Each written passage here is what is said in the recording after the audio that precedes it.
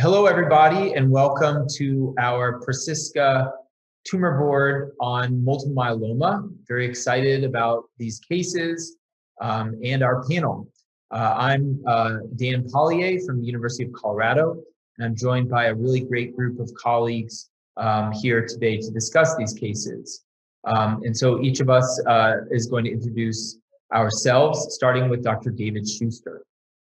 Hi, I'm David Schuster. I am a radiologist and nuclear medicine physician from Emory University.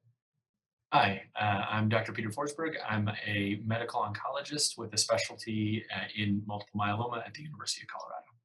Hi, my name is Ajay Nuka. I'm an associate professor at the Emory University Winship Cancer Institute. I specialize in multiple myeloma.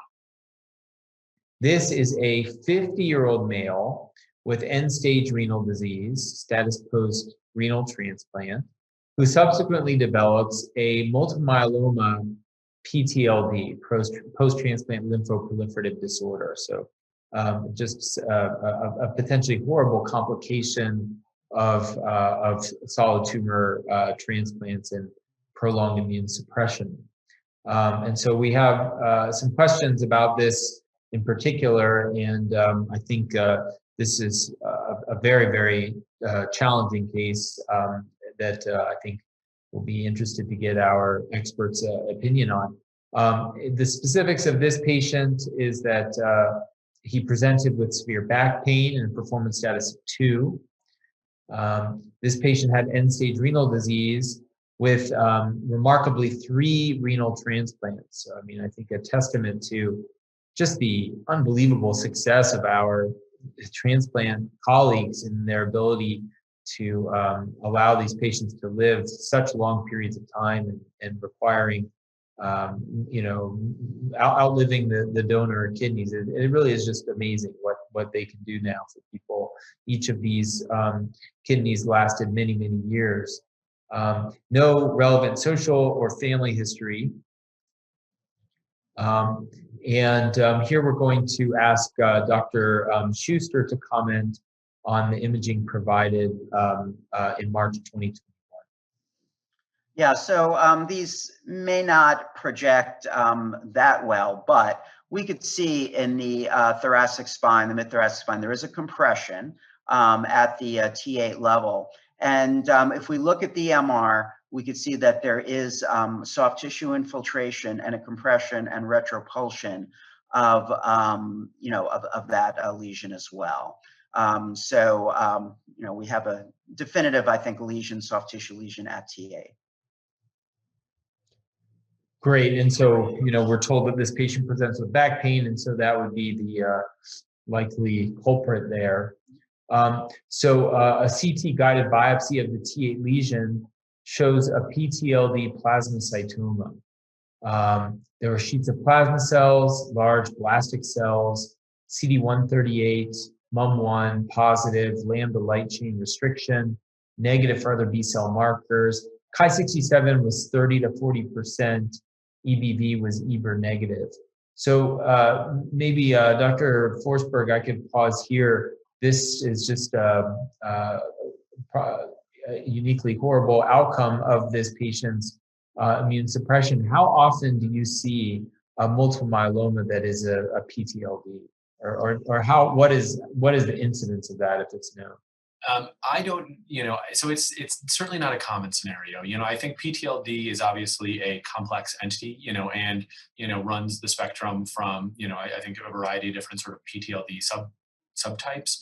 I personally have never seen a post-PTLD myeloma. I certainly, I think it sort of would fall in a similar realm to what we'd sort of consider a PTLD DLBCL type scenario, where it's not a disorganized group of cells. It seems like it's a pretty discrete plasma cell phenotype, and does seem to be involving, the same areas and causing the same complications that discrete multiple myeloma does. So whether or not this, exactly if there's a pathogenic driver or if the patient just happens to have multiple myeloma in the post-transplant setting, it's a little harder to say because it's not as well described. I do think there's a potential that the immunosuppression that the patient's on could have been a contributor, although as Dr. Nuka said, we don't really have great data on the relationship between immunosuppressants and myeloma, the same way we do for lymphomas and other entities that may be related to things like EBV. So I think that, it certainly is a rare scenario and one that would require kind of a unique approach. And Dr. Nuka, just following up on that, do you happen to know, and you might not, I know we're not pathologists, but is this a defined WHO subtype of multiple myeloma, or is this just sort of a very rare, almost anecdotal case here? So I always have trouble exactly going through that, what Dr. Forsberg said. Like, it is a whether it's a myeloma or a PTLD, it is a pathologist's call. So I usually have trouble accepting it, because usually you see all these in the same patient population that have a higher predisposition. So the average age of a median age of a myeloma patient is 70 years old. You're seeing the same exact scenario in a 70-year-old. And have I had a lot of solid organ patients who developed multiple myeloma? Absolutely, yes. So the biggest challenge when you're dealing with PTLD basically is you want to reduce the immunosuppression as the key if it is anything related to the immune environment.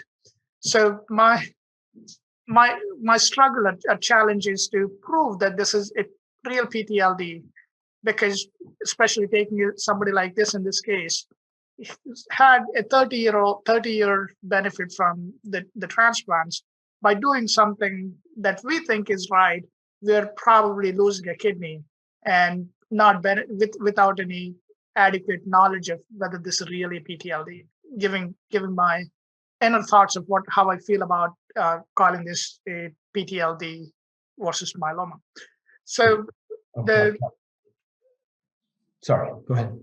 The biggest case series that we had was close to 200 patients that was published from the solid tumor oncology registry, looking at how many patients developed multiple myeloma after solid tumor transplant. And this is the registry data that we have. That is the best data that we can support, saying that there is an entity that is existing, but IMWG does not recognize this as an entity. Got it. Okay.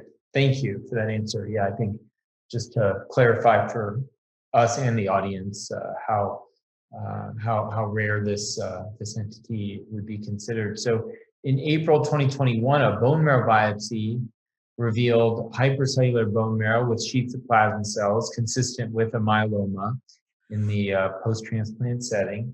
Flow cytometry showed 30% involvement with the lambda light chain restricted plasma cells. A trisomy 5 is seen on cytogenetic testing. The serum protein electrophoresis shows a monoclonal protein of 0.4 grams per deciliter IgG, beta-2 microglobulin of 7.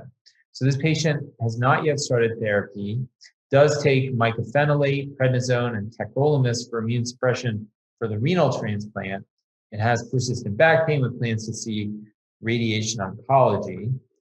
But the question is, how would one manage this patient? We had a similar case, Dr. Forsberg, recently, just in a patient, where a case we talked about here of a post-kidney transplant patient needing immune suppression and also requiring treatment for the multiple myeloma. First, I guess, do you think this needs to be treated? And if so, how would you approach it? So I think that, as Dr. Nuka mentioned as well, modification of the immune suppression, if this does appear pathologically consistent with a post-transplant lymphoproliferative process, is part of the approach. My suspicion is that immune modification alone would not be sufficient. Given the fact that there is pretty substantial marrow involvement, it looks like a pretty organized process. It has genetic changes that are consistent with myeloma, with the hyperdiploid or the gain of chromosome 5 that was described, and it's causing discrete end organ problems. This was diagnosed with a lytic lesion, and we don't maybe know the extent of any other involvement that it has at this time. But so I think the patient probably needs to have their immunosuppression adjusted as much as the renal transplanter feels comfortable with. I agree that you wouldn't want to lose the kidney. I think if it's at all possible to try to, to avoid reducing immune suppression to such a degree that you put them at risk for that. But I do think they probably need treatment for their myeloma, and I think there's not a by the book approach necessarily to how we would structure myeloma therapy in a patient who has a transplanted kidney who needs to stay on, specific immunosuppressants for their renal transplant. As I mentioned before, I might favor something that is maybe less immunomodulatory agent based, given the potential for that to have different effects on T cell function. I think that might lead me to think about a regimen like daratumumab, a CD38 targeting monoclonal antibody with a proteasome inhibitor like bortezomib and steroids, knowing that each of those drugs is, however, immunosuppressive. So you are going to end up with a patient who has substantial immune effects of their tacrolimus, Cellcept, steroids that are part of their, their anti-rejection regimen, as well as primarily plasma cell or B cell directed reductions from our therapies for the myeloma. So you're going to end up with a complex immunodepletion.